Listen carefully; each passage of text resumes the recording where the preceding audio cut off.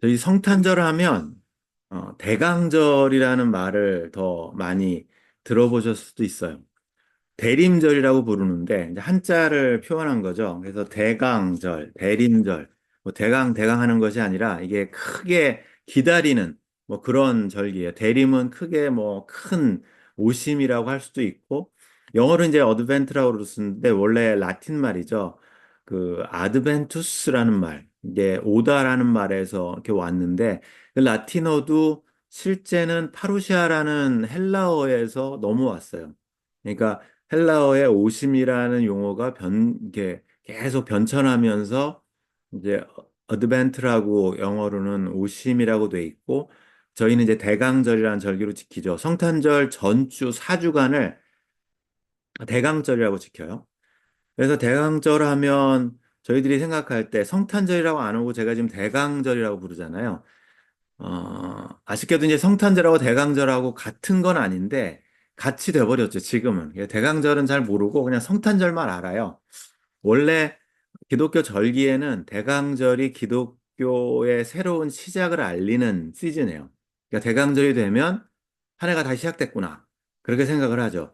렌트라고 불리는 우리가 사순절이 있죠. 그럼 부활절을 기념하기 위해서 40일간, 주일 빼고 40일간 금식도 하고 회개하는 기간이 사순절이면 그럼 회개가 감도됐으면 대강절은 예수님의 이제 탄생을 기념하는 성탄절이 그 안에 끼어 있고 그리고 나머지 성탄절은 하루기 때문에 나머지 4주는 계속 예수님이 오시는 걸 기다려요.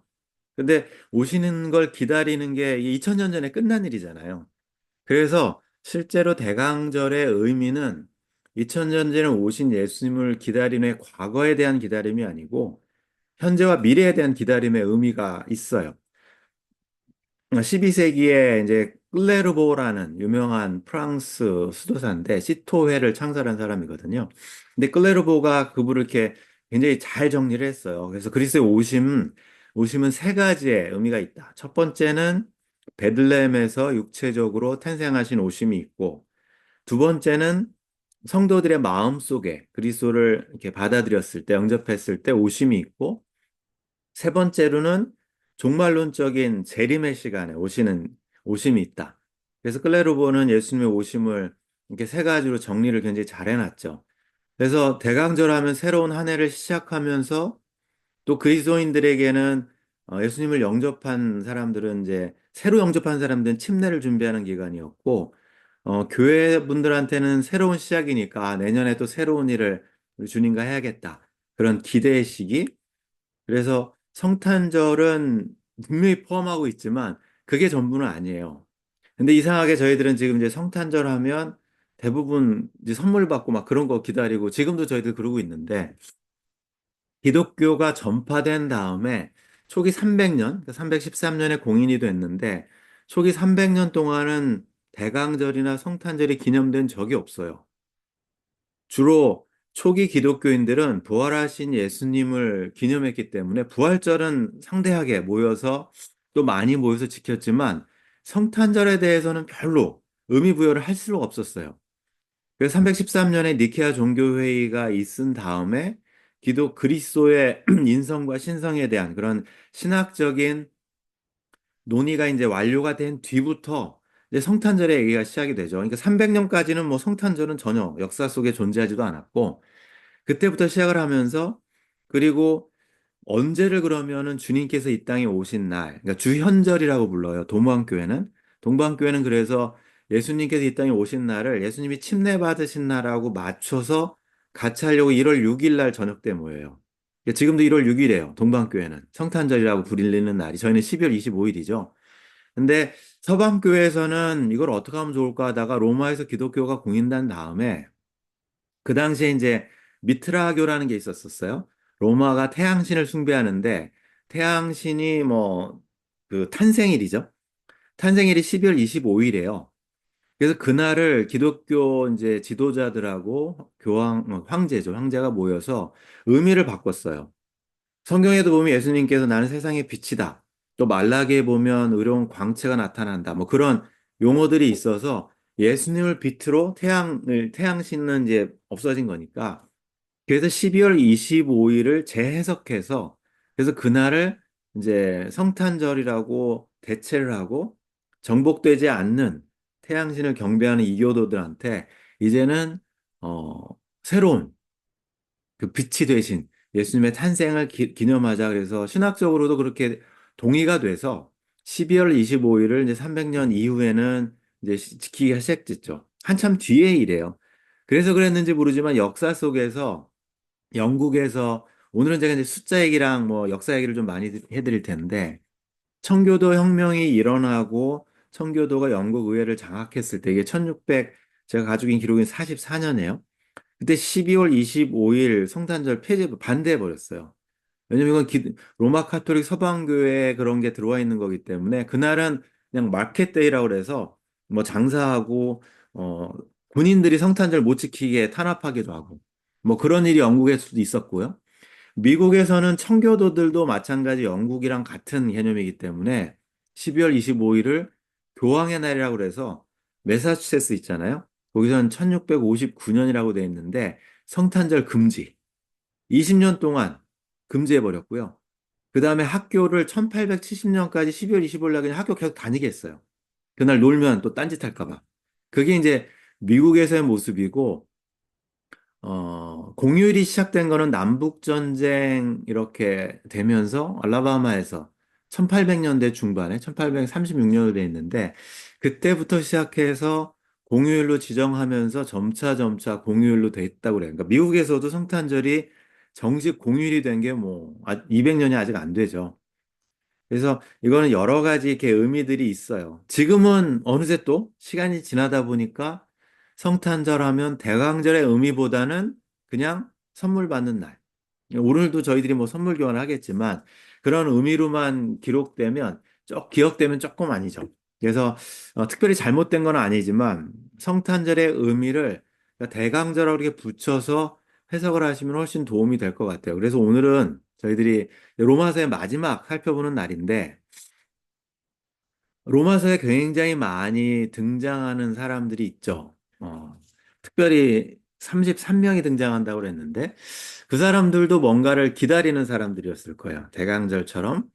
근데 그 사람들이 기다리는 것을 바울은 아주 오랫동안 감추어진 유지된 비밀이 이제 알려졌다. 이렇게 바울은 쓰고 있고 그 바울이 전달한 비밀이 저희들에게까지 어떻게 현재까지 전달됐을까? 누구에 의해서 전달됐을까?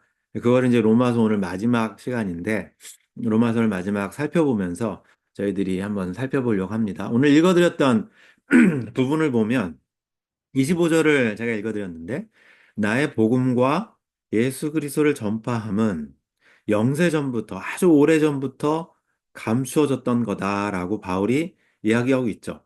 그러니까 오래전부터 감추어졌다고 이야기하는 부분은 오래전에 이미 이야기는 됐어요. 근데 그것이 감춰져서 어떤 사람에게 잘 안 보였을 뿐이죠.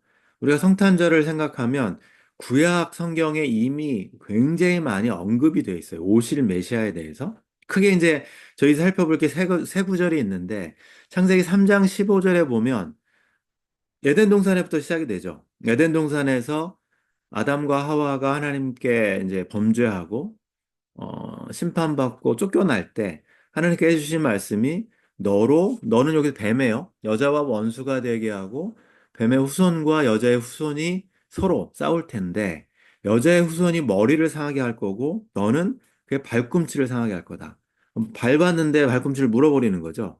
이런 일이 벌어질 거라고 그래서 어, 결국 여자의 후손이라는 어떤 특별한 용어가 등장을 하고 여자의 후손을 통해서 하나님의 사탄의 세력을 무너뜨릴 거라는 예언이 처음부터 창세기부터 있어요.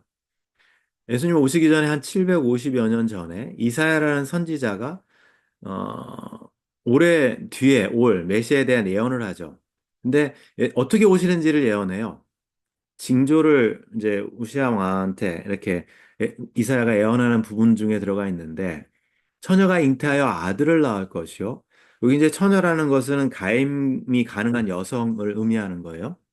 근데 처녀가 잉태해서 아들을 낳을 건데 그 이름을 임마누엘이라 할 것이다라는 예언을 해요. 이름도 나와 있고 아들의 이름. 그리고 어떤 방법으로 아이가 태어날 것인지에 대해서 이사야에서 예언이 돼 있죠. 우리가 이제 동전녀 탕생이라고 이야기하는 부분이 이미 구약에 이사야에서부터 예언이 돼 있는 부분이고, 이사야와 동시대 조금 뒤지만 미가라는 선지자는 이번에는 그럼 메시아가 어디서 태어날지에 대해서 예언을 하죠. 어디냐면 베들레헴, 별명으로 부르는 게 에브라다인데, 에브라다가 베들레헴이에요. 조그만 도시예요. 예루살렘이 왕궁이 있는 도시면 베들레헴은 그 옆에 좀 떨어져 있는 조그만 도시예요. 근데 그곳에서 유다 족속 중에 작을지라도 이스라엘을 다스릴 자가 내게서 나올 것이다. 우리가 아는 것처럼 동방 박사들이 별을 봤을 때 왕이 태어나는 징조를 보고 헤롯 왕궁으로 가죠. 왕궁은 예루살렘에 있었으니까. 근데 헤롯 왕이 자기가 아이가 태어난 적이 없는데 왕이 태어났다고 그러니까 막 조사를 시켜요. 그랬을 때 율법학자들이 찾아낸 발견한 구절이 미가 예언해요. 이사야와 동시대였지만 예수님께서 그러니까 메시아가 태어날 때는 베들레헴이라는 곳으로 와서 그곳에 태어날 거다라고 이야기를 해주죠. 그러니까 장소까지 언급이 돼 있어요. 이거 말고도 구약에 굉장히 많은 부분이 메시아의 오심에 대해서 그 기쁜 소식에 대해서 나와 있어요. 근데 그게 오랫동안 감추어져 있었다고 바울은 이야기하고 그 감추어진 비밀이라고 이야기하죠. 이어지는 구절에 보면 그게 이제는 나타나신 바 되었다. 예수님이 이 땅에 오셨기 때문에 그 복음이 기쁜 소식으로 모두에게 알려진 바 되었다라고 이야기하지만 결국은 이게 이제 신비의 계시라고도 중간에 쓰여져 있는데 구약부터 쓰여져 있던 것도 계시였었어요. 하나님께서 알려주신 것. 근데 이 계시가 알아볼 수 있는 사람한테는 비밀이 풀리는 거고 계시가 알아보지 못하는 사람한테는 여전히 비밀이에요. 그래서 미스터리라고 영어로는 써 있고. 예수님이 오셨지만 그걸 알아보는 사람한테는 기쁜 소식이고 그걸 알아보지 못하는 사람한테는 그냥 한 사건일 뿐이에요. 알 수가 없어요. 그래서 보여주고 나타내는 계시였지만 그 믿어 순종하게 된 사람들한테는 그게 오픈된 이제 계시가 돼서 그 뜻이 알려지게 되는 거고 그렇지 않은 사람들한테 아무런 유익이 없어요. 바울은 이 나타나신 바 된 이 계시가 오랫동안 감추어졌다가 누군가에게 알려주게 된 이 비밀이 받은 사람들한테는 견고하게 할 것이다라고 이야기를 해요. 예언처럼. 그러면 저희들이 이제 오늘 로마서를 마무리하면서 복음을 접한 사람들이 과연 그 들은 사람들이 견고하게 됐나? 그 뒤에 어떻게 됐나? 로마 교회 사람들은. 이제 그게 궁금하시잖아요. 우리가 로마서 읽으면서 물론 이제 이거는 바울이 로마 가기 전에 언급된 사람들이지만 그 사람들이 과연 복음의 그 계시를 받아서 알고 경고하게 됐을까? 제가 읽어드리진 않았지만 16장 21절부터 24절까지 7명 내지 8명의 이름이 또 등장을 해요. 그 사람들이 바울을 통해서 복음을 접한 사람들이에요. 그 사람들 우리가 아는 것처럼 디모데 처음부터 등장해요. 이 사람들은 누구냐면 28명, 26명의 이름이 등장한다고 그랬는데 그 사람들은 로마 교회 공동체에 속한 사람들이에요. 그러니까 로마 사람들이죠. 근데 바울이 21절에서 24절까지 언급하고 있는 7, 8명은 로마에 있는 사람들이 아니라 지금 바울이 로마에 편지를 쓰고 있는 고린도에서 같이 신앙생활하는 사람들이에요. 그러니까 고린도 교회 사람들이에요. 쉽게 말하면. 근데 고린도 교회 성도와 더불어서 바울과 같이 동역하는 사람들 이름이 언급돼 있어요. 제일 먼저 등장하는 사람이 디모데죠. 근데 디모데를 이야기하면서 바울은 예전에는 나의 아들, 영적인 아들, 제자라고 부르다가 지금 고린도에서 로마서를 쓸 때는 디모데를 동역자라고 불러요. 그러니까 자기 일을 동역해주는 그런 걸로 보면 디모데가 이제 루스드라에서 바울을 처음 만나서 복음을 듣고 어린 청년이 바울을 쫓아내면서 지금 한 7, 8년 되는데 그러면서 굉장히 성장해서 어느새 바울에게 동역자라고 불리는 거예요. 코워커로. 그러니까 그 자리에 머물러 있는 건 아니죠. 그다음에 나의 친척이라고 불리는 야손 소시바더가 있는데 누기오도 있고 이 사람들은 아마 친척이라고 불리는 게 진짜 친척이라기보다는 유대인들 같아요. 그러니까 동족이라고 불리는 게 더 맞는데 유대인들도 바울의 3차 여행에 동행하면서 돕는 사람들로 보여요. 누기오를 이제 누가라고 부르는 사람도 있어요. 어떤 사람들은. 근데 정확하지는 않고 야손은 이제 집을 열어서 이렇게 했던 사람도 있고 이 사람들도 결국은 바울을 만나서 복음을 듣고 어느샌가 바울의 선교 여행에 동참하면서 후원하는 사람들도 있죠. 지난주에도 말씀드린 것처럼 로마서는 바울이 다 기록한 것이 아니라 지난주에 출신만 바울이 친필로 기록하고 나머지는 서기관 더디오라는 사람이 다 기록을 했어요. 근데 더디오가 기록을 할 때 대부분 그냥 편지를 대필하면 대필한 사람은 이름도 없죠. 바울이 쓴 거니까 자기 이름은 안 나타나도 되는데 바울은 로마서라는 편지를 대필시키면서 마지막에는 더디오 당신도 인사 좀 하세요. 그렇게 된 거 아니에요. 그러니까 바울이 로마서를 마무리하면서 이 편지 실제 내가 쓴 거야. 나 더디오 써요. 그러니까 바울이 그런 거에 대해서 뭐라고 안 해요. 그러니까 더디오는 로마서를 내가 쓴 거라고 직접 이야기하고 여러분에게 나도 무난합니다. 그러니까 그 정도로 같이 동등한 관계로 지금 바울과 사역을 하는 거죠. 로마서를 집필한 사람은 더디오예요. 직접 쓴 사람은. 바울은 말로 이야기를 해줬고, 어, 그런 역할을 하는 사람들도 있고, 또 언급되는 사람들 보면, 가이오라는 사람이 등장을 하죠. 이 사람 앞에 붙어 있는 게 어떻게 돼 있냐면, 나와 온 교회를 돌보아주는, 다른 성경에는 식주로 돼 있어요, 식주. 식주하면 먹을 걸 다 대주는 사람이에요. 그러니까 고린도 교회는 아마 가이오의 집에서 모였던 것 같아요. 브리스길라와 아골라처럼. 그러니까 그 집에 모이는 사람들 뭐밥 다 해주고 교회 공동체에 모일 수 있도록 해주고 이제 큰 맨션을 소유한 사람이겠죠. 그러니까 그렇게 교회 공동체를 섬겨주는 가이오도 무난하고. 그러니까 고린도에서 지금 바울을 돕는 모든 사람들은 복음을 듣고 그냥 그 자리에 머무르는 것이 아니라 최선으로 다해서 하나님 나라 일에 동참하는 사람들이에요. 심지어 누구도 있냐면 이 성의 재무관, 고린도 성의 재무관이면 굉장히 높은 사람이거든요. 재정부 장관, 나라로 치면. 재무관인 에라스도도, 또 형제, 구하도도 영적인 형제겠죠. 여러분에게 무난합니다. 그러니까 저희들이 로마서를 읽으면서 로마에 언급된 공동체 26병뿐만 아니라 지금 같이 고린도에서 바울과 함께 일하고 편지를 같이 기록하고 있는 사람들도 하나님 나라 일에 굉장히 많이 동참했던 사람들이니까, 이 복음이 들어가면 이 사람들이 그냥 그 자리에 머물러 있는 사람들도 있겠지만 계속해서 견고하게 자라가는 사람들도 있구나.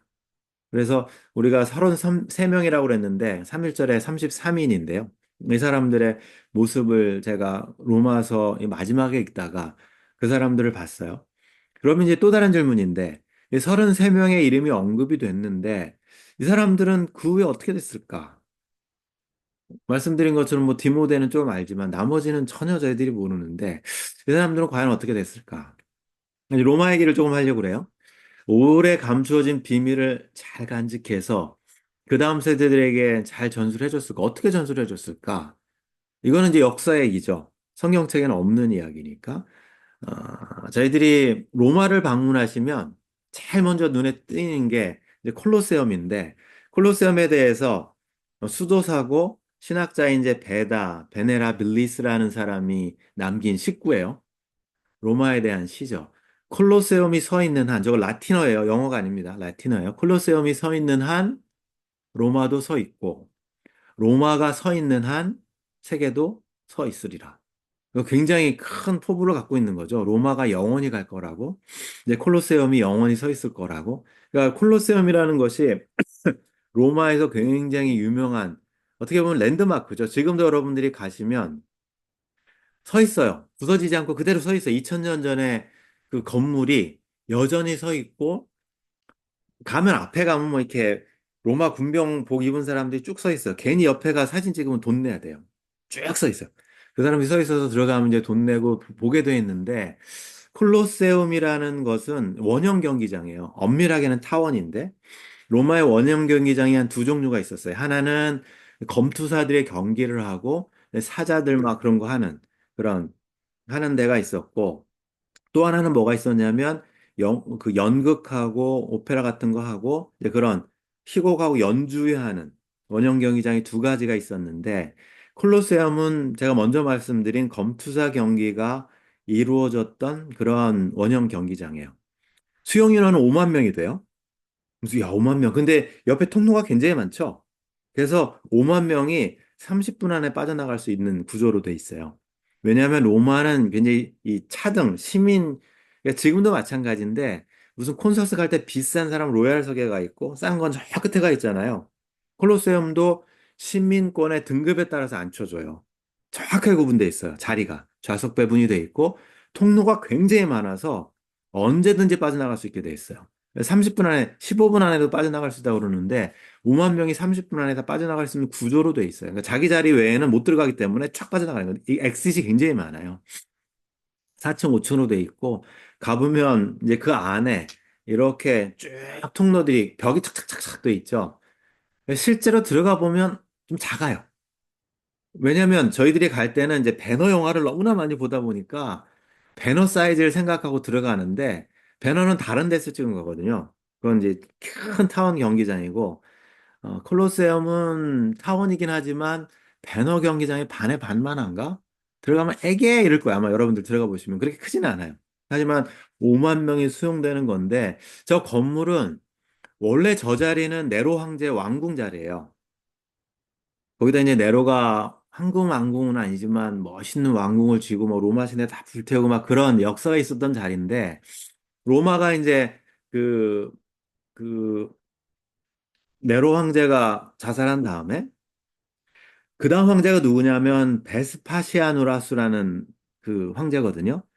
예루살렘을 무너뜨린 티투스 장군의 아버지예요. 같이 예루살렘을 포위하고 있다가 네로가 죽는 바람에 곧바로 와서 AD 68년에 이제 황제가 됐는데 황제가 됐을 때 네로의 흔적을 지우고 싶어요. 그래서 네로의 왕궁 자리에다가 아주 대형 원형 경기장을 짓기 시작해요. 그게 이제 그 베스파시누스 황제가 했던 일이고 시작을 해요. AD 70여 년 경에 이제 72년 황제가 돼서 한 몇 년 뒤에 시작을 했는데 실제로 이걸 완공한 사람은 그 아들 티투스예요. 티투스 장군이 예루살렘을 이렇게 포위하고 AD 70년에 완전히 무너뜨리거든요. 그리고 포로를 한 10만 명 끌고 가고 그다음에 예루살렘 성전에 있는 모든 보물을 다 가져가요. 그래서 저 콜로세움 경기장이 세워질 때 노동자들이 누구냐면 티투스가 데려온 노동 그 포로들이에요. 그러면 아이러니하게 콜로세움 경기장을 이 AD 80년에 완공이 되는데 지은 사람은 유대인들이에요. 그리고 건축 재료는 비용은 다 예루살렘 성전 비용이에요. 예루살렘 성전이 무너지고 그 사람들이 다른 로마 황제를 위한 검투 경기를 위한 경기장을 세우는 게 콜로세움이죠. 학자들이 저거는 다 유대인들이 지었다 그래요. 유대인 돈으로. 로마의 콜로세움이. 아이러니한 거죠. 근데 그 자리에서 황제들이 아는 것처럼 검투사들 경기를 통해서 그리스도인들을 굉장히 많은 그리스도인들이 저기서 순교가 되죠. 이게 막 굉장히 점철이 돼 있어요. 콜로세움을 볼 때, 와, 역사적인 장소인데 뒤를 파보면 네로의 궁전에 이제 황제가 짓고 돈은 유대인들이 되고 일도 유대인들이 하고 거기서 기독교인들은 죽고 그걸 또 로마인들은 구경하고 굉장히 여러 가지가 접목되는 그 부분이라 가보면 좀 기분이 묘해요. 짠하기도 하고 멋있다라기보다는 뭐 찜찜한 것도 있고 그럴 텐데 나중에 이제 교황 1749년이라고 돼 있어요. 제가 오늘 숫자를 말씀 많이 드린다고 했는데 교황 베네딕토 14세가 저희가 물론 로마 황제가 세워놓은 그런 검투사 경기지만 수많은 기독교인들이 순교했기 때문에 저희 성지라고 선포를 했어요. 지금은 이제 로마 카톨릭 성도들한테는 성지로 돼 있지만 실제는 그런 배경이 있는 곳이죠. 로마에 가면 그러면 콜로세움은 이제 하나 또 있지만 더 유명한 곳이 하나 있는데 이제 여러 군데가 있지만 제가 가보지 못한 곳이 하나 있어요. 그때는 못 갔다고 말씀드렸는데 뭐가 있냐면 콜로세움이 로마의 영원한 제국을 상징하는 거라면 또 다른 유적은 카타콤이라는 게 있어요. 카타콤이라는 이제 지하 묘지죠. 카타라는 게 이것도 라틴 말로 가운데 콤은 이제 툼바스라는 라틴어인데 이게 묘지예요. 묘지 가운데. 그러니까 무덤들 가운데라는 의미예요. 카타콤이. 일반적으로 지하 묘지를 의미하지만 기독교인들은 그냥 잠자는 곳 정도로 생각을 했죠. 로마 땅은 이게 구조가 좀 석회암 구조 여과가 있어서 땅을 파놓으면 공기가 접촉이 되면 딱딱해진대요. 그 땅을 파서 그 암석이 굳어져서 그래가지고 좀 딱딱해지는 그곳에 이제 무덤이 있었고 이게 주로 이제 300년 전에 만들어진 지하 무덤인데 지상에서 7m에서 19m 정도 파져 있고 그 다음에 3, 4층 정도 아파트 구조로 돼 있고요. 너비가 2.5m, 이건 큰 데를 제가 사진을 보여드리는 건데 높이가 한 1m 정도. 그곳에 이렇게 한 3개 정도 홈을 파서 거기다 시신을 이제 매장을 해놓죠. 이게 언제 발견됐냐면 1578년도에 발견됐어요. 그때까지는 몰랐어요. 로마 지하에 땅굴이 있는 줄. 근데 이 몰타 출신의 고고학자인데 안토니오 보시오라는 사람이 분명히 카타콤이 있는데 로마 시대 때 기독교인들이 지하에서 예배를 드렸다는데 기록이 없으니까 그때 이제 파기 시작해서 하나를 파기 시작해서 이 사람이 30개 이상을 찾았어요. 지하 묘지를. 그래서 이제 카타콤의 뭐 콜럼부스라고 부르는데 그런 뒤에 1850년대 지오바니 바니니 로시라는 사람이 이 사람 이 사람도 이 사람 그 몰타 출신 이 사람은 이제 이탈리아 출신인데 이 사람이 더 많이 파고 그다음에 아피아 가도라고 해서 로마의 큰 길, 로마 진압부터 시작하는 큰 첫 번째 1호 국도인데 그 밑에를 쭉 찾으면서 찾은 게 60여 개가 돼요. 지금까지 찾은 게. 카타콤의 길이를 총 길이를 연장해 보면 900km 정도 되거든요. 872km 정확하게는 지금까지 찾은 건 872km인데 하면 560마일 정도 돼요. 샌프란시스코에서 샌디에고까지가 한 520마일이에요. 거기를 지나서 티juana까지 가야 돼요. 그 총 길이를 뚫은 거예요. 300여 년 동안 기독교인들이 그곳에 생활하고 눈이 먼 사람들이 많다는 기록이 있고 거기서 죽고 신앙을 지키기 위해서 예배하기 위해서 그 사람들이 갔죠. 음, 300년 동안 600만 명의 기독교인들이 순교한 걸로 기록이 돼 있어요. 380년에 로마가 387년에 공식 그 승인하기 전까지 313년에 승인이 됐지만 굉장히 많은 사람들이 나도 죽으면 카타콤에 묻히고 싶다. 그래서 카타콤이 계속 파지는 거예요. 순교자들의 무덤이니까 나도 죽으면 예루살렘에 지금 굉장히 그 성전 앞에 무덤이 많은 것처럼 카타콤이 계속 이렇게 막 퍼져가니까 나중에는 이제 금지됐어요. 금지. 너무 땅을 많이 파니까. 10세기 이후에는 더 이상 무덤으로 사용될 수 없었고 지금도 남아있는 문화 유적이지만 신앙의 유적이죠. 그러면 여러분들 잘 생각해 보세요. 제가 아까 로마서에 33명의 이름이 기록되어 있다. 그중에 26명은 로마 공동체에 속한 사람들이다. 네로가 AD 62년, 64년경에 바울을 참수를 시켰는데 베드로도 이제 죽었고 굉장히 많은 기독교인들을 순교당했죠. 네로 때문에. 그렇다면 누가 그 다음 순위였을까요? 바울을 체포했어요. 로마서를 가지고 있어. 그럼 로마서에 있는 이름이 26명은 로마 사람이에요. 로마 시민권자들이에요. 체포하면 그 사람들 제일 먼저 들어가죠. 우리가 아는 것처럼 아굴라와 브리스길라가 네로 황제의 핍박 시기에 몸을 피해서 디모데가 섬기고 있는 에베소에 가 있었어요. 거기서 이제 디모데를 돕기 위해서. 그러나 로마 성도들이 계속 순교하고 죽는 걸 보고 브리스길라와 아굴라가 나중에 로마로 돌아가요. 그래서 거기서 순교한 걸로 돼 있어요. 그러니까 모르긴 몰라도 우리가 읽었던 로마 교회 공동체의 26명은 다 블랙리스트에 제일 먼저 올라갔을 거예요. 이름이 공개가 됐으니까. 그 사람들이 아마 순교 1순위여들이었을 거고 아마 그들이 만약에 피신에 들어갔다면 그 사람들이 카타콤 처음에 한 시작 선조들일 수도 있어요. 저희들이 오늘 이제 이 로마서를 마무리하면서 제가 아까 이렇게 말씀을 드렸죠. 로마서에 오래 간직된 비밀이 어떻게 누구에 의해서 전수됐을까? 이 사람들이에요. 우리가 아는 것처럼 로마는 AD 476년에 그 야만족에 의해서 멸망됐어요. 로마는 사라졌어요. 콜로세움 서 있지만 아무런 그냥 역사적 흔적일 뿐이죠. 근데 콜로세움은 아무런 역할을 못하지만 흩어져 있고 뭐 겨자씨처럼 보이지도 않는 크리스찬들. 2000년이 지난 지금까지 그 비밀은 계속 전달되고 있어요. 그 사람들의 신앙이죠. 저희들 현대인들은 지금 뭐 여러분들 신앙 지키겠다고 지하로 막 파고들고 그러지 않죠. 미국에서는. 또 신앙 지키겠다고 고향 떠나서 나무배 타고 메이플라워 타고 신대륙으로 찾아가지 않죠.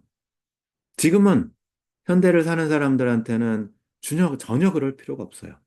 하지만 그럼에도 불구하고 현대인들에게도 아마 영혼의 카타콤 같은 부분은 필요할 거예요. 가장 내려간 밑바닥. 내 힘으로는 어쩔 수 없는 그곳. 하나님의 도움이 없으면 할 수 없는 그곳.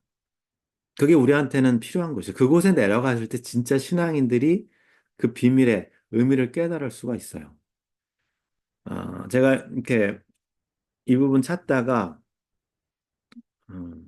어떤 글을 하나 읽었는데 여러분들한테 읽어드릴게요.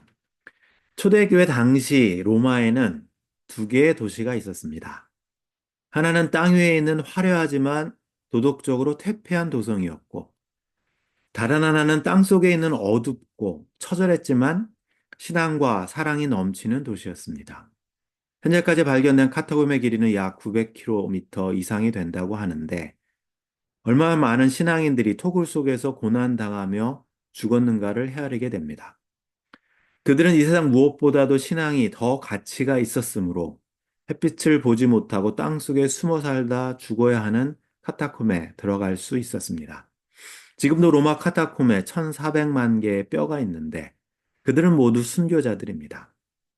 인간은 재물이나 부당한 권력에 의해 억압받아서는 안 되며 성도들은 신앙을 지키기 위해 어떠한 어려움도 감수할 수 있어야 합니다. 고통을 기꺼이 감당하신 분이 계십니다. 예수 그리스도. 그분이 겪은 고통은 우리의 고통과 견줄 수가 없습니다. 그분의 고통은 자신의 목숨을 내주는 것이요. 죄인에 대한 지독한 사랑의 마지막 모습이었습니다.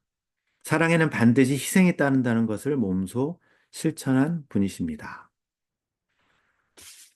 저희들이 로마서 맨 마지막 구절에 지혜로우신 하나님께 예수 그리스도로 말미암아 영광이 세세 무궁하도록 있을지어다. 아멘 하고 마치는데 예수님께서 이 땅에 오신 오늘 성탄절, 대강절의 의미, 새로운 생명은 더 내려갈 곳 없는 마지막 바닥, 카타콤 같은 밑바닥이 시작이 돼요.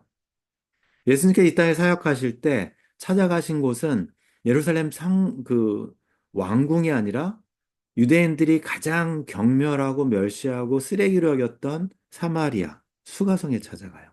거기서 사마리아 여인을 만나시죠. 그게 예수님의 모습이에요. 하느님께서 이 땅에 인간의 몸을 입고 내려오세요. 카타콤처럼. 거기서 복음이 시작이 되는 거거든요. 이게 성육신의 의미죠.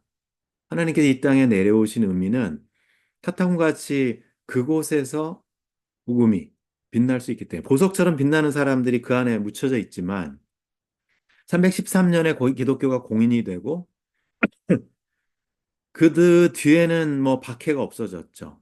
그리고 나서 AD 399년에 콜로세움에서의 검투 경기가 폐지됐어요. 왜 폐지됐냐면 기독교인들이 반대했어요. 더 이상 그런 거 우리 하지 말자. 복음에는 능력이 있어요. 사회를 바꿔놔요. 불합리하고 말이 안 되고 그런 것들은 복음이 이겨낼 수 있는 게 복음의 능력이죠. 왜? 카타콤처럼 낮아져 있는 그걸 경험했던 그리스도인들이 있었기 때문에 예수님을 따르는 사람들이에요. 성탄절의 의미는 그거예요. 그래서 대강절의 의미는 예수님과 이 땅에 다시 오심을 기다리는 대강절. 그러기 위해서 2000년 전에 오신 예수님을 우리가 기억해내고 인카네이션의 의미가 무엇인지, 성육신의 의미가 무엇인지를 다시 되새기고 그리고 우리가 준비가 돼 있나. 또 새로운 한 해를 예수님처럼 낮아짐으로 섬길 수 있는 마음이 있나. 그리고 카타콤에 있는 사람들이 뭘 기대했겠어요?